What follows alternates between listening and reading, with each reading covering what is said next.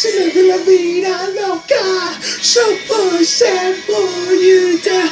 Living la vida loca. Her lips are devil red and her skin's the color mocha. She will wear you out. Living la vida loca, come on. Living la vida loca, come on. She's living la vida loca.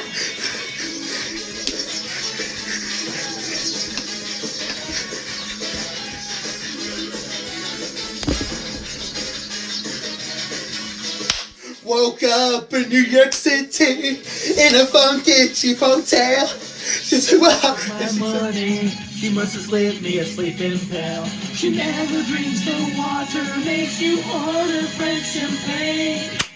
Once you've had a taste of her, you'll never be the same. And she'll make you go insane.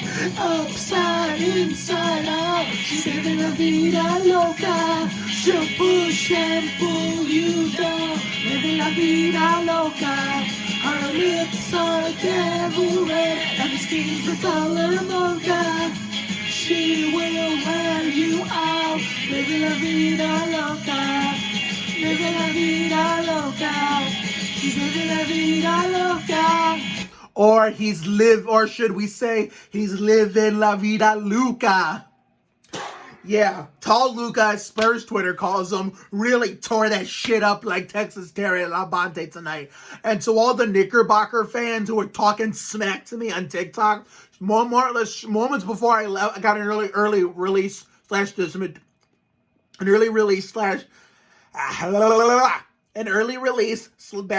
dismissal from work. Where you at now? I hear crickets. As the greatest actor of all time, I should say, Rob Riggle would say, you guys messed with the cow, so y'all got the udders. Yeah.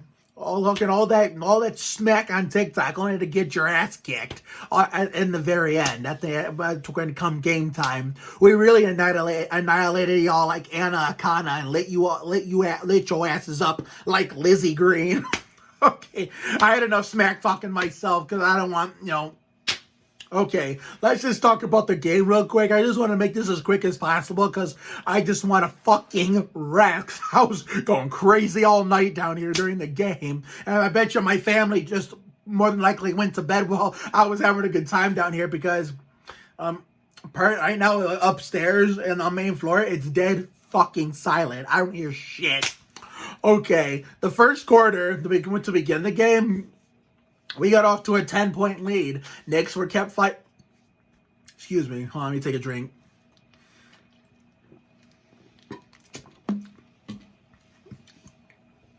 Knicks are a lot better this year than they have the past 2 decades, but tonight wasn't their night. They just proved how much of a poverty franchise they've been the last 2 decades before this one sudden good season with one all-star on their team, and they think they're hot shit out of nowhere, like if it's the glory days of prime Patrick Ewing.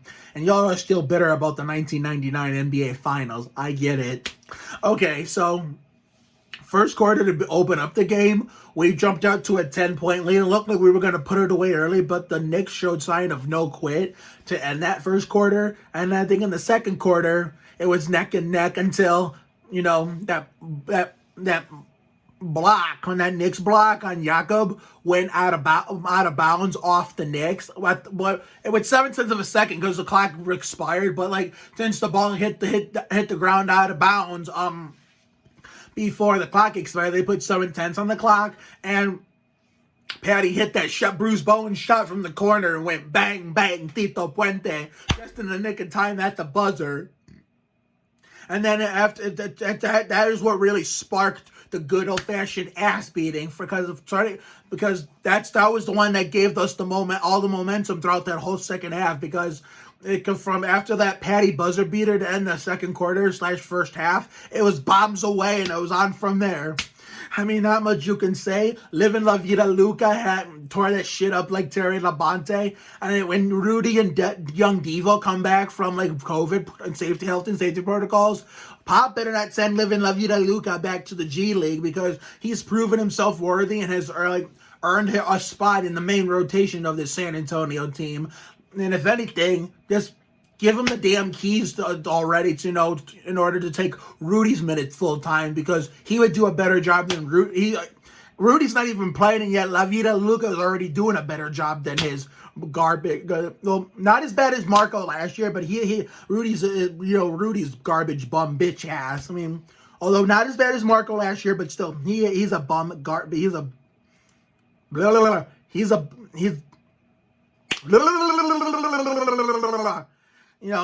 I know Rudy's not as bad as Marco last year, but he's still garbage in a way.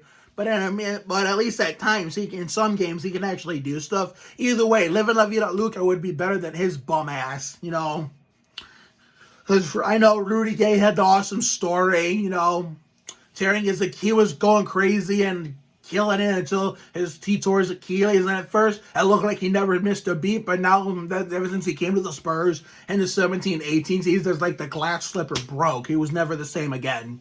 The age started to finally hit him, and it's time to finally like bury him deep in the bench where he belongs, behind Livin la Vida Luka, who's more deserving of his minutes. So therefore, Devin can continue getting minutes all he wants, as long as Papa is comfortable playing Derek and Young Devo. That's Devin's nickname. Together, playing minutes together. But if you're going to do that, make sure you give Livin la Vida Luka his minutes over, to give him Rudy's minutes full time and find a place for Rudy to relax on the bench. That's all you can say. And Trey Lyles had a breakout game. I jokingly posted on Twitter where I said Trey Lyles for the 2021 3-point contest. I put the hashtag Let Lyles Shoot as a play on the Let Bonner Shoot campaign in 2013 when Spurs fans desperately campaigned the NBA to get him in a 3-point shootout, which worked, and he almost won it. Kyrie beat him by 1 point.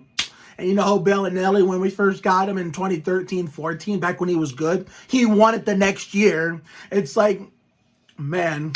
Could you imagine in 13 if Bonner would have won the 3-point contest, and then we closed out Game 6 in the finals properly, we win the championship, and then the next year Bellinelli wins a 3-point contest back when he was good, and Spurs win the championship in 2014. That would have been something, but hey, fate had other plans. It just wasn't meant to be. So I think the next game is against OKC in the AT&T Center. Oh yeah, and by the way, before I check it out, like Kevin LePage, the fans are coming back in the AT&T Center on March 12th. I think it's Bill Land said, allowing 3,200 or something like that. I said 30,000, something like that. In my last review, I was incorrect. I think it's like 3.2K or something like that. I don't know. I'll have to take. Let me take a look. Hold on. Let me check it. I'm gonna check.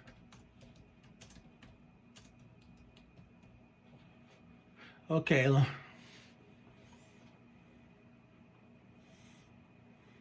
Okay. The Spurs will welcome back fans to the game beginning on March 12th. Okay, 3,200. Limited capacity, 3,200. And the Cavs have been allowing fans, which is why my dad is going to try to get tickets of its own, like I've mentioned many times, to go to the Spurs-Cavs game to keep the streak going. Even during these uncertain times with the whole coronavirus pandemic, we're still going to go. Even if we have to wear a mask, I will still go, and I'm still going to wear my Spurs jersey. At least I don't have to worry about the drunks, giving me trouble and shit. You know what I'm saying? Okay, we play against the Magic, so it's going to be nice to have the fans be in the building whenever we have Fiesta Night. And when they play Ricky Martin, the fans in attendance can all dance and sing and live upside, like you heard at the beginning of the video. The very beginning, before the Ricky Martin part, was the Bill Elliott song called Who by Richard Elliott. Don't ask why I call it that. When I was a kid, first getting an NASCAR in 2001, I'm listening to Smooth Jazz V98.7 when I lived in Michigan in the Lenore house. I just became the Bill Elliott song out of nowhere. Just how Together Again by Dave Koz became the Dave Blaney song, which is why I came up with the tagline, Together Again like Dave Blaney. So let me check and see when our next game is.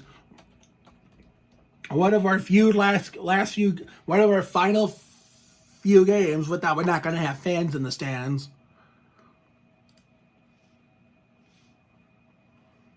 Okay, so we're going to check and see what our last game without fans will be. Ooh! So, all right, our last game without fans last will be the very next game that we're going to play on Thursday against OKC. I think that's a 7 o'clock game. Yeah, damn, that's early. So I might have to record on Nickelodeon and filtered it and Celebrity Wheel of Fortune because of that. Damn. And then our first game, home game back with fans, 3,200, will be Friday, March 12th. You know what?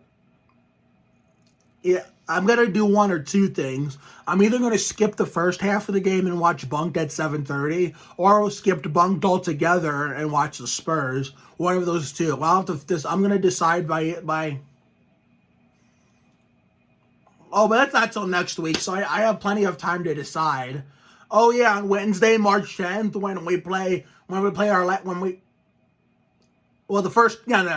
our first game back after the All-Star break. We'll mark 1 year since my old Mark Oliveira's 215 Twitter account with the guy got taken down due to a wrongful suspension, all courtesy of Twitter enforcement.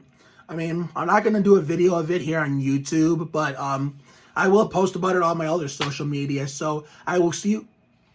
I'm just double checking. Yeah, I will see you this Thursday night for the next Spurs home game and the last one without fans against the OKC Thunder. See if we can get redemption from that heartbreaking loss down in their arena when Lou Dort torched us with that game-winning 3 of his. So have a good night tonight and a better day tomorrow. Take care, everyone. Good night. Go Spurs, go, and live in La Vida Luka.